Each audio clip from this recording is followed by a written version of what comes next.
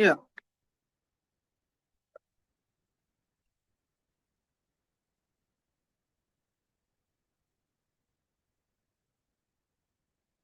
Yeah. So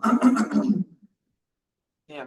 So what we discussed in the previous class just before lunch is we were seeing these high resolution images in the K omega plane, right? Turn off this one. Turn off reflections I'm getting. So yeah. So what you what ideas you got from by looking at this plot? Any thoughts?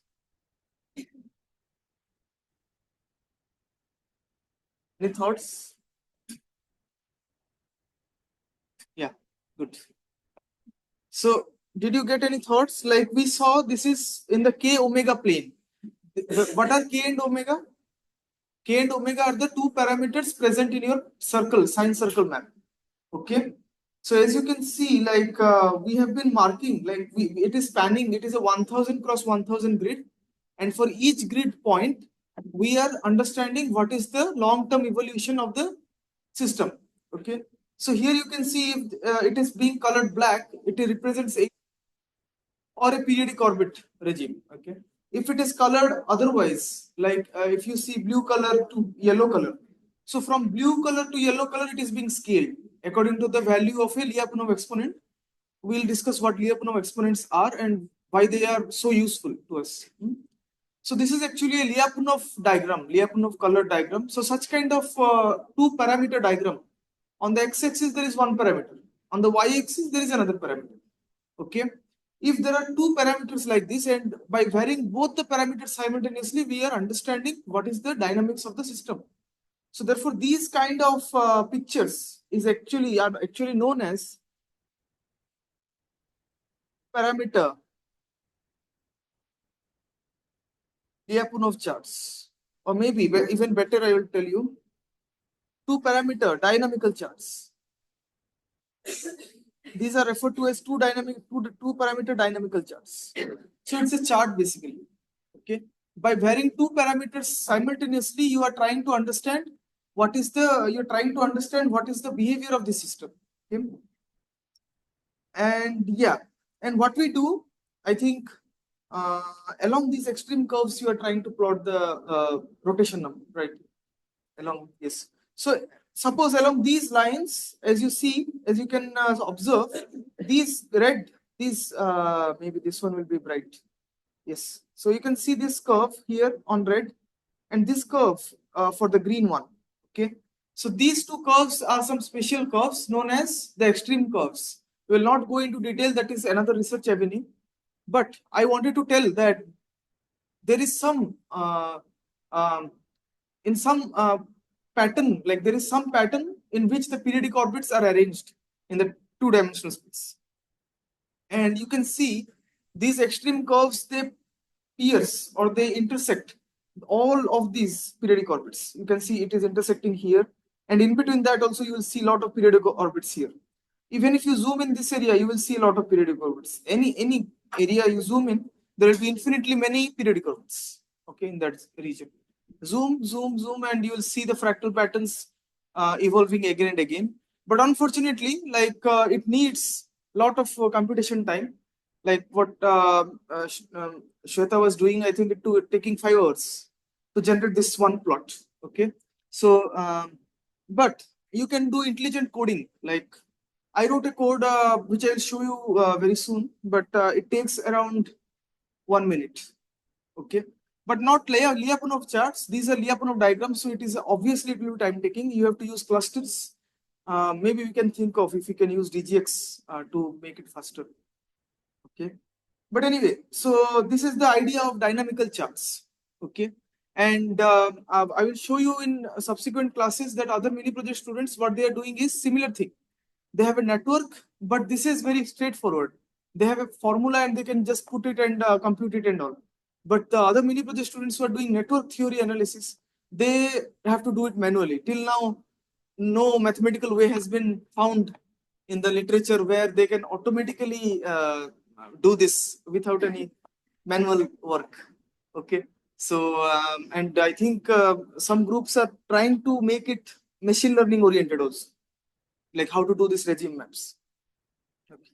So along these spatial curves, what Shweta did is she said like let us see how the rotation number varies. Okay, as you can see, this is the rotation number. Okay, this is the rotation number. This the row is the rotation number, and this is just.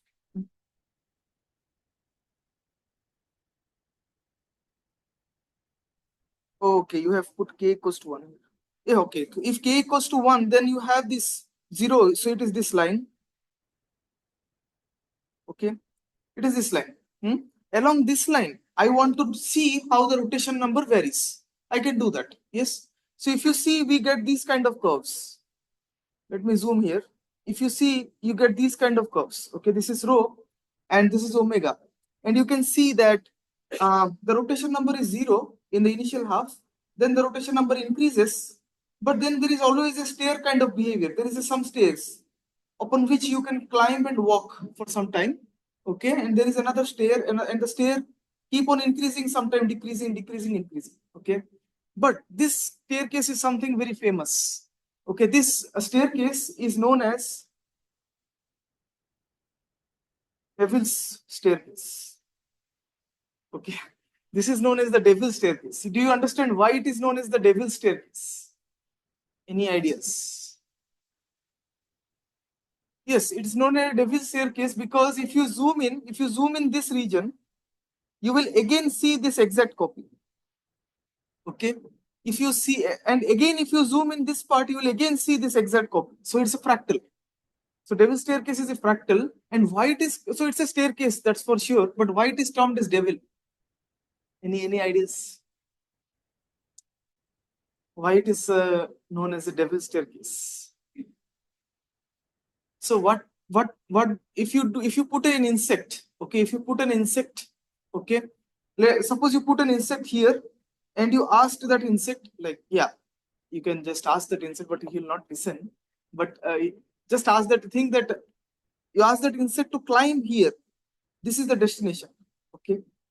This is the destination of the insect. Okay. He started from this point. He has to go to this point. Can he go? Can he reach? What do you think?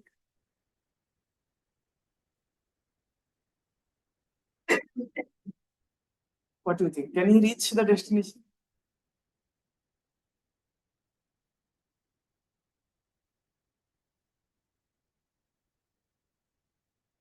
I want to hear everyone's thoughts. Can he reach the destination? Why? Yes. So as it is a fractal, every time you zoom in, there will be this new staircase coming in. So he will go to the new staircase and he will think that ahead, while walking, he will think that, yeah, now is the next stair. But again, he will see that there is another stair. Again, if he walks, again, he will see another stair. So it is never ending. It is never ending. It's never ending. Yeah.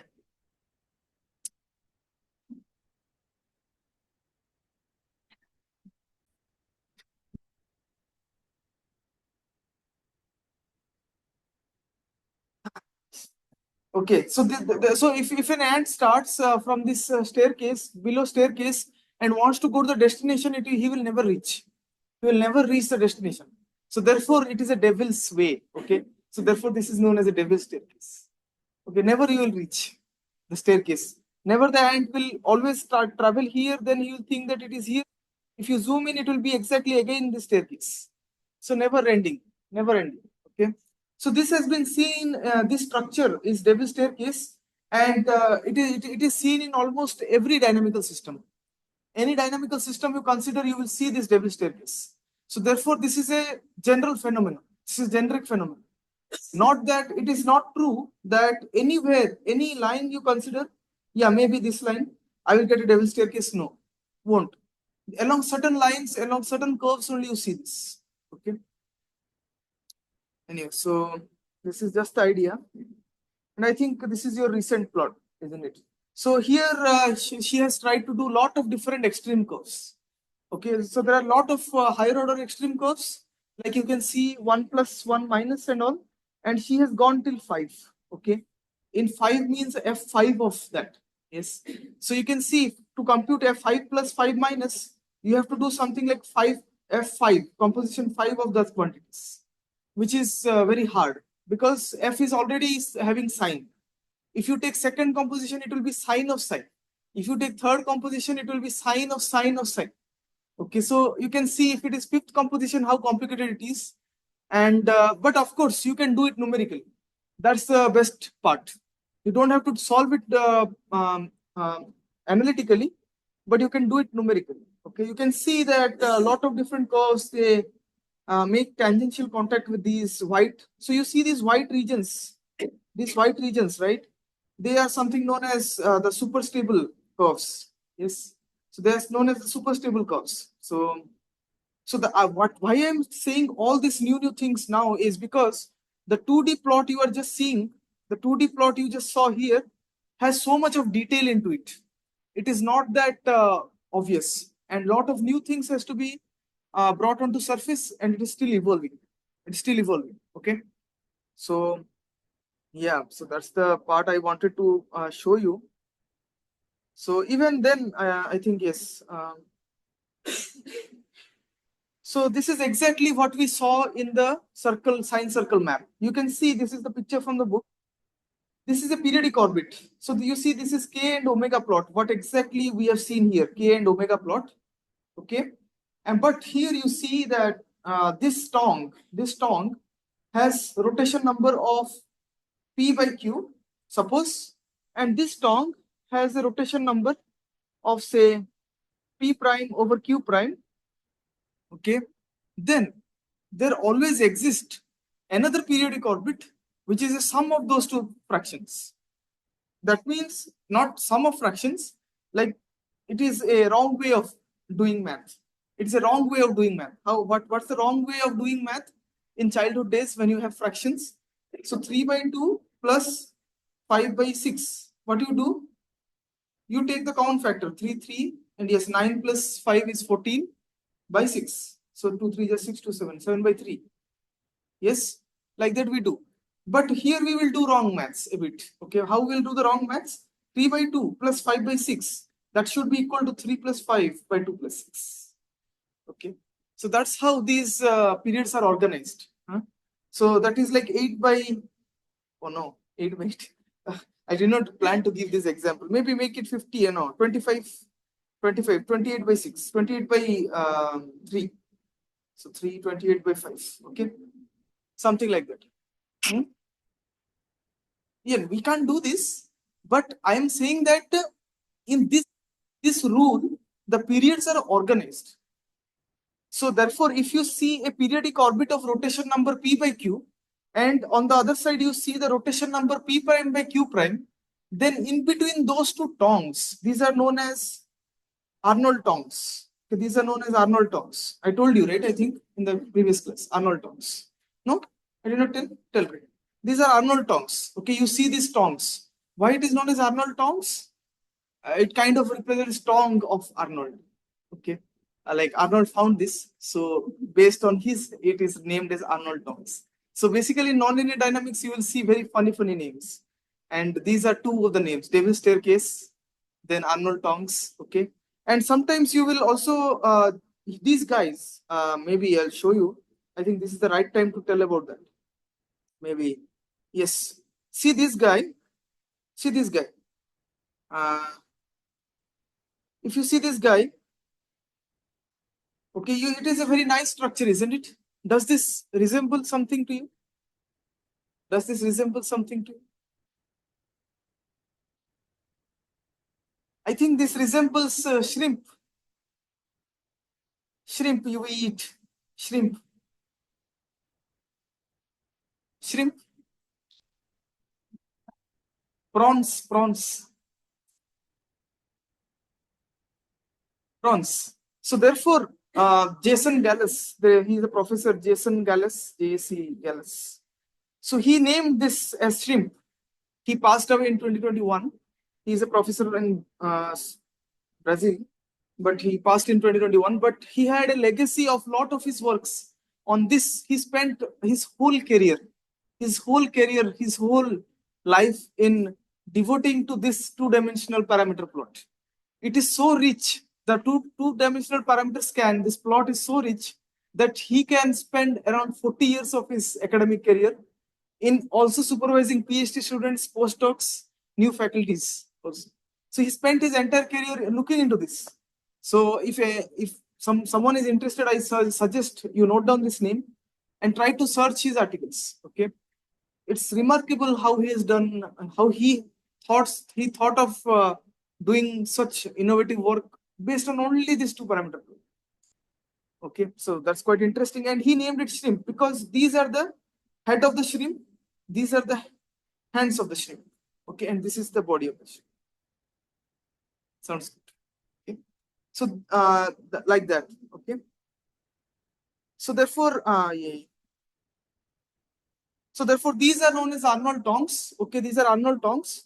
I think you can when you take the tong out, you can see it's exactly the same shape, isn't it? It's almost the same shape, like it's not pointy, but almost like the parabolic kind. Yes. Yeah. So here the rotation number is p by q. Here the rotation number is p prime by q prime. Then it is definitely true that in between those two periodic orbits, you will have another periodic orbit. That periodic orbit will be the wrong sum, like p plus p prime divided by q plus q prime.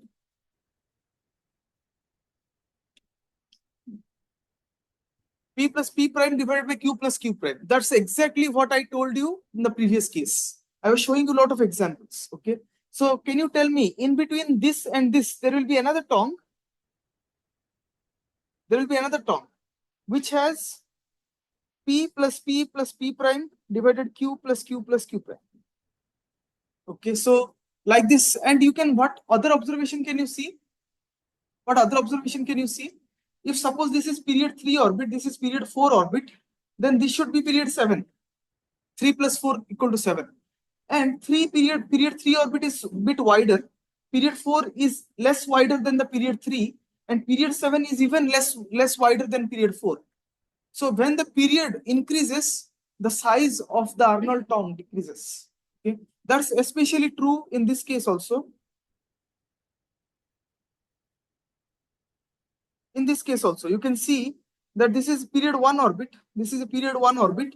And later, as the period increases, the size of the tong keep on decreasing here. The size of the tong keep on decreasing. Okay.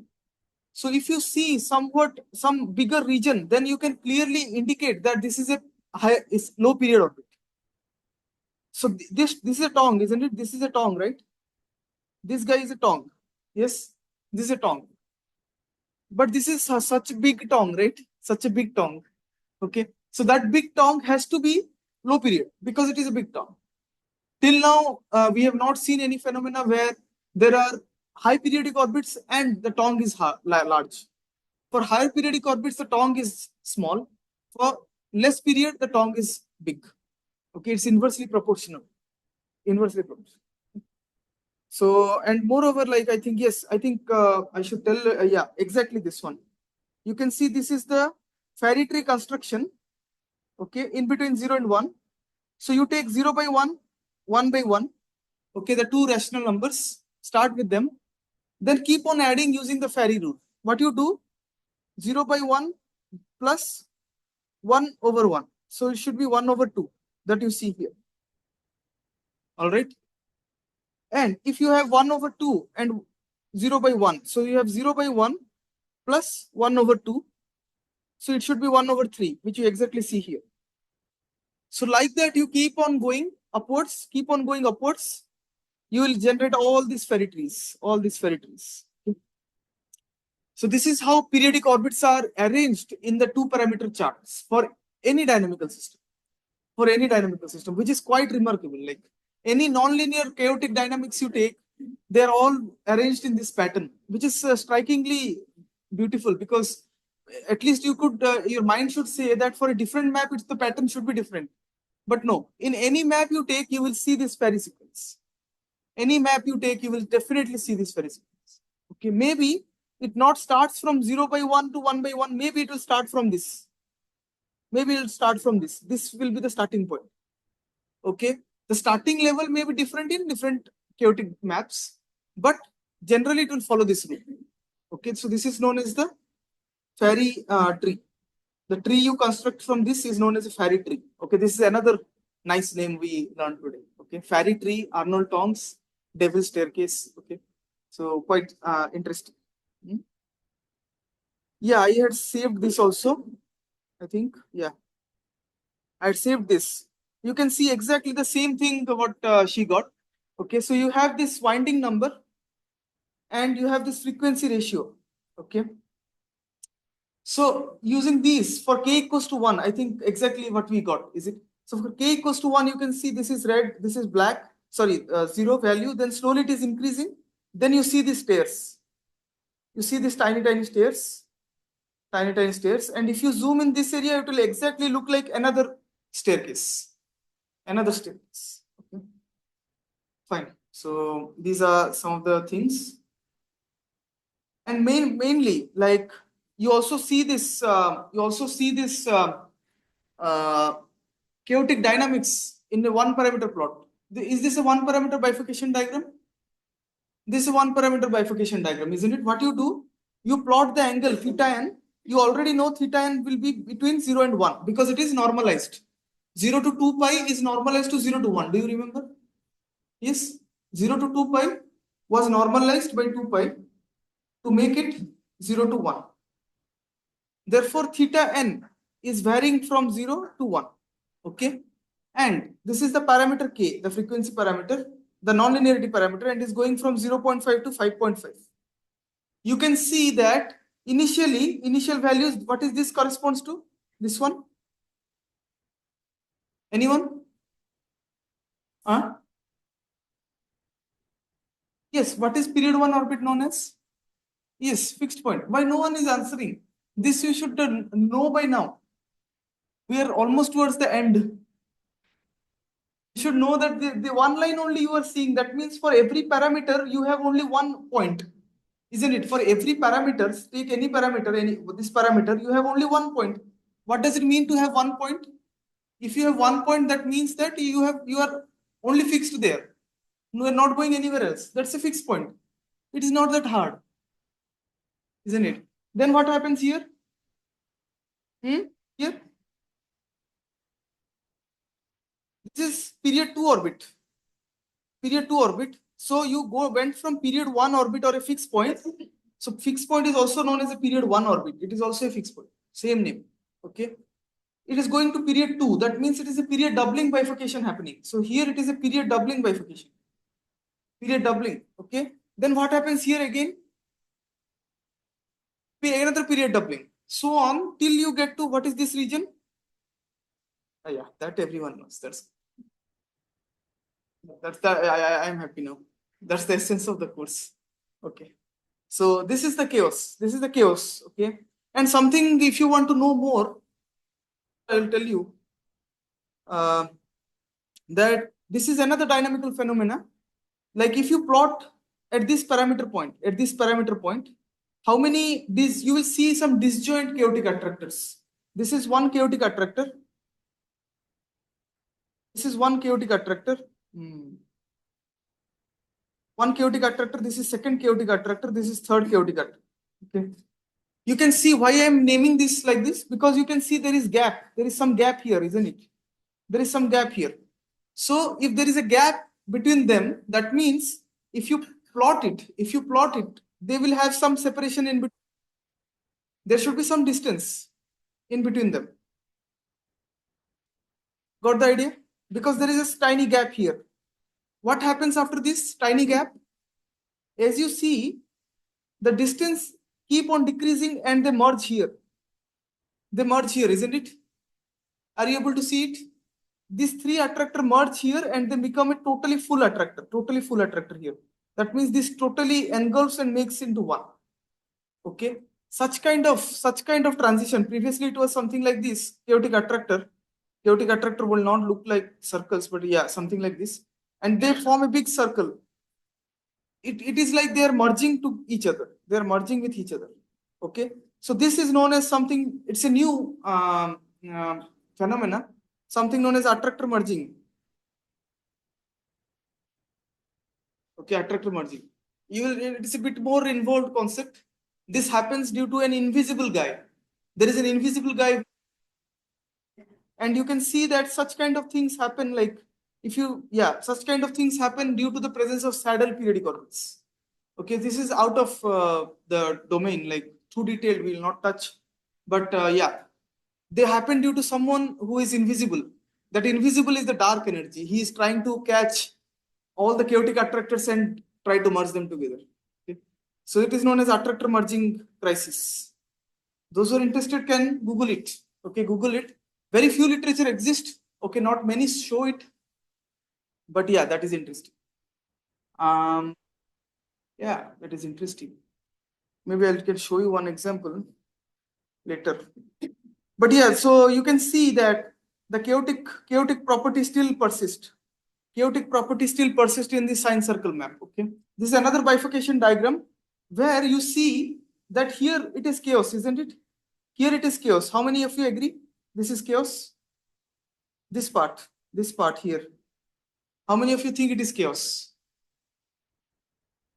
Yeah, it is chaos. Okay. Then this is periodic orbit. Can you say what are these parts? These parts, is it chaos? How many of you think it is chaos?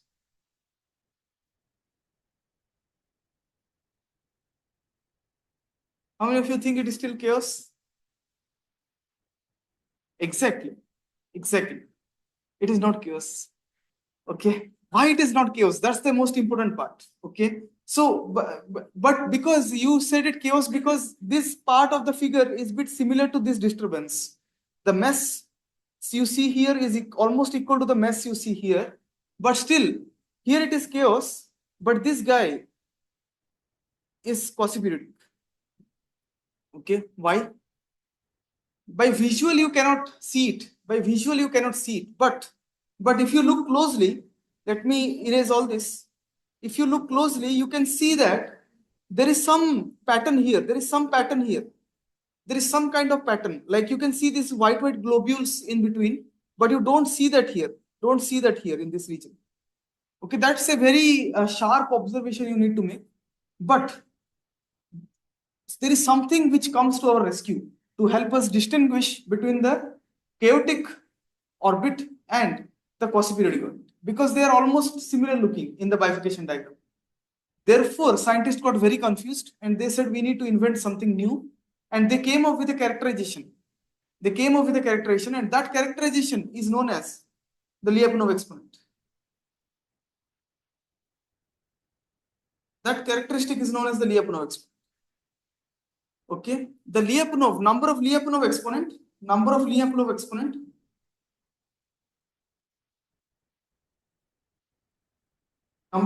exponents will be equal to the dimension of the system under consideration. Okay, so if you take Hannon map, suppose logistic map. Suppose you take logistic map.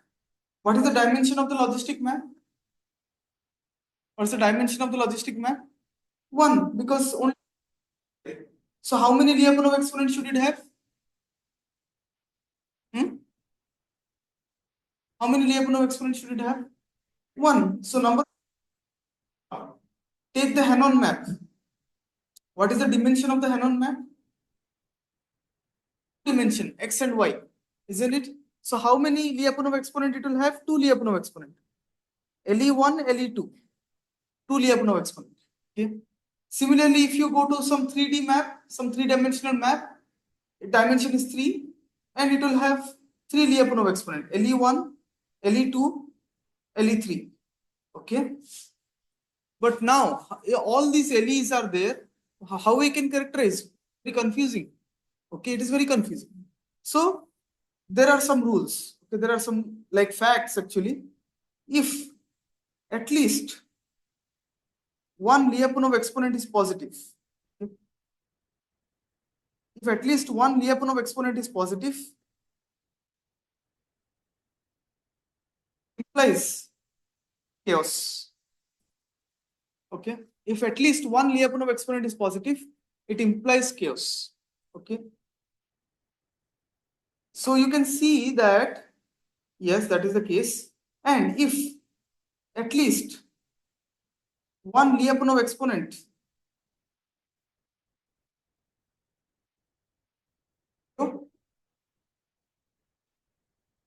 is quasi-periodic.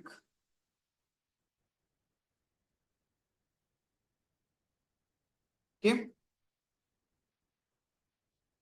fine. Got the idea? Now, if there is another case, if all Lyapunov exponent, all Lyapunov exponents are negative, all Lyapunov exponents are negative, then it is forced to be some regular behavior, like either fixed point behavior, or periodic orbit behavior. So this is one of the most important concept in dynamics. Most important concept. You can say that you might have missed many lectures in this course, but this one is the most important. So you can see that to avoid the misunderstanding, let us plot the Lyapunov exponent. Let us plot the Lyapunov exponent. You confuse between the quasi-periodic here and here, isn't it? So now for those parameter, you compute the Lyapunov exponent for each. So circle map is what dimension? How many dimension does circle map have?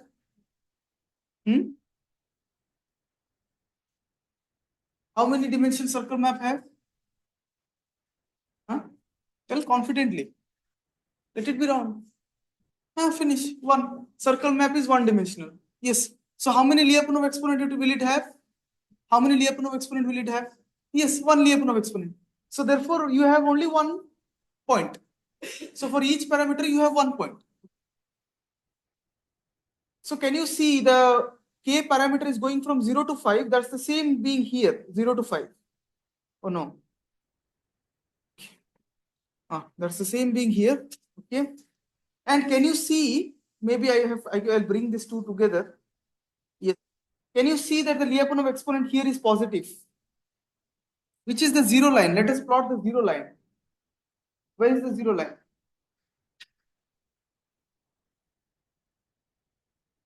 Maybe this will be. So this is the zero line. I hope you agree. This is the zero line, right? So Lyapunov, can you see that here corresponding to this part, corresponding to these parts, Lyapunov exponent is always positive. Yes.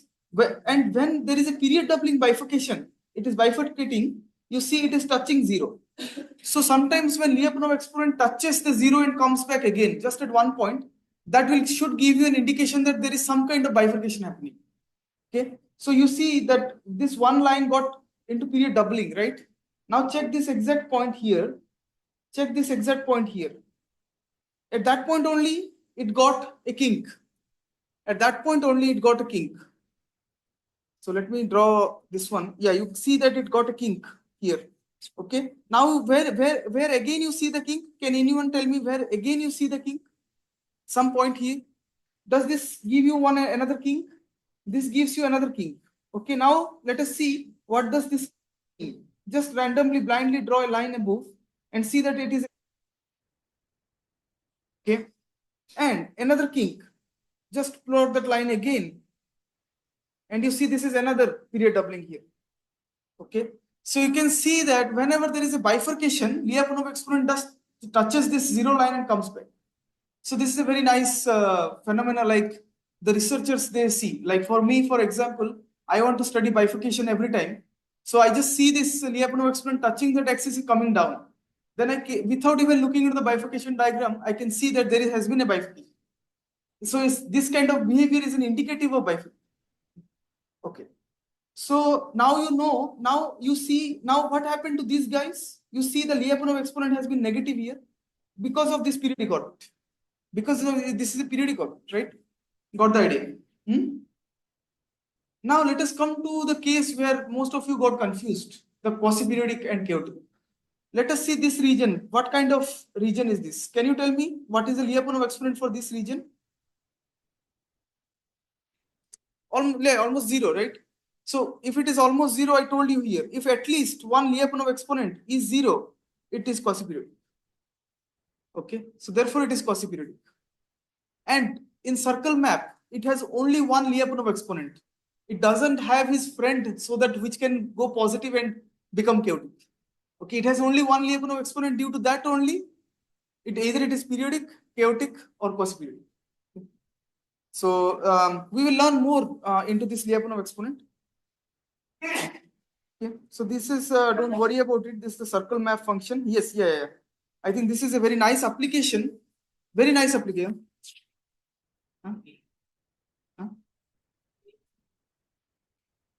Yeah, that is fine. You don't worry about the page number.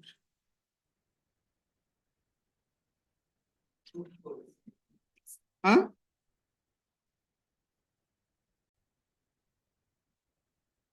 Yeah, just this part we have to cover, just to last one.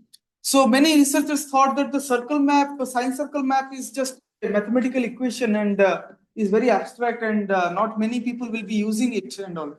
And the moment people think that no math is going to come in real life, then only math like shows its progress and makes it apply to different fields. Okay, so the sine circle map, as you can see, has been used in understanding the cardiac model, like heart movements. Okay, so you can see on the graph here, the graphs of the circle map function is used to model the periodically stimulated heart cell dynamics. Okay, so those from BioEA. Okay, I suggest explore more about this. Why it is saying that it is more kind of modeling the cardiac heart cell dynamics. Okay, the heart has its own dynamics. It is beating. It is beating with some periods. Yes, and you know, if it is a cardiac arrest, then spiral waves are formed. Therefore, we kind of always. So now, many students, you understand why are we studying spiral waves? Okay, why are we studying spiral waves or chimera states or traveling waves like that? Chimera states, you know, chimera states, I will tell more in the class. But you know, dolphin, if you see dolphin, whales, they're aquatic animals. They keep one eye open and one eye closed and sleep. They have two hemispherical brains, just like us. We have two hemispheres. One of the hemisphere will be active during their sleep. Another will be sleeping. Another is inactive. One is active. Okay. So that is a kind of a mixed phenomena, synchronization and desynchronization. That is a chimera state. Okay. So you can see why this network dynamics plays a much important role. Okay. So on the left, the conditions yielded quasi-periodic. On the right, the conditions led to chaotic. Okay. As you see, it is obvious that we saw that the map is not invertible and leads to folding of the trajectories. Okay. So these are the experimental results. These are the experimental results based on this paper. Okay. If you see the book, you can know which book it is. I will send the book today. So yeah, so something cardiac cell dynamics, and the 1D circle map. 1D circle map is having the cardiac is related to cardiac cell dynamics. So all things, and even in the convection process, like in your atmospheric process, there is convection, right? I hope you know about convection rules. Okay, so what you can do is, you know, the foam, you know, that white foam thing kind of things. What is called styrofoam or something, no? Styrofoam. Yes. So the small white things. Okay, you put all over, like in wedding functions, in all this, they put this in to do all these activities. So all are inside on the floor, and you turn on the fan. Okay, what will happen? Like you see this swirling behaviors. Okay, so you see the even in the corner it will be the swirling behavior, which is kind of interesting. That is a tornado-like behavior, right? So this convection can be also modeled using these kind of maps, because convection is all related to the angles, which particle of air is moving to which part of the air. Okay, so temperature difference between the bottom and top of the cell is large. So convective rolls begin to oscillate. Okay, this type of behavior can be described by this limit cycle of this 1D map. Okay. So quite interesting. So yeah, you can see the book, and I have you can see in the application part of the book, it is already mentioned. So that's it. And maybe next class, what we will learn, what is the agenda for next class? The agenda for next class is we'll be learning about Lyapunov exponents. Okay, we will derive the Lyapunov exponent formula, like how Lyapunov exponent looks and why Lyapunov exponent positive. Why Lyapunov exponent has to be positive to show chaos. You just believed my words that if Lyapunov exponent is positive, but we will show that if Lyapunov exponent is positive, it is indeed leading to chaos. And yes, there mostly the dynamics part. Okay, and then we will have a bit of theory on networks, and previous mini project students, I can call them. They will send me some videos I can play here, so that you will know how chaos can be used in communications. Okay, effective communication. Like it can be used for image encryption, it can be used for audio encryption, it can be used for video encryption. Mr. Anandik and co-workers are doing it. Okay, so he has succeeded in the video encryption part. Okay, so he is using the neural networks, he is using YOLO V5, and after the decryption, he will be using the GAN, generative adversarial nets. So to say more about this, so I think by the time we are end, you can tell something here. Huh? So with that, I think we can stop. So no, you have noted down the 2 computational assignment for the next class. Now, what is the assignment for today's class? Where is the assignment? Where is the assignment for today's class?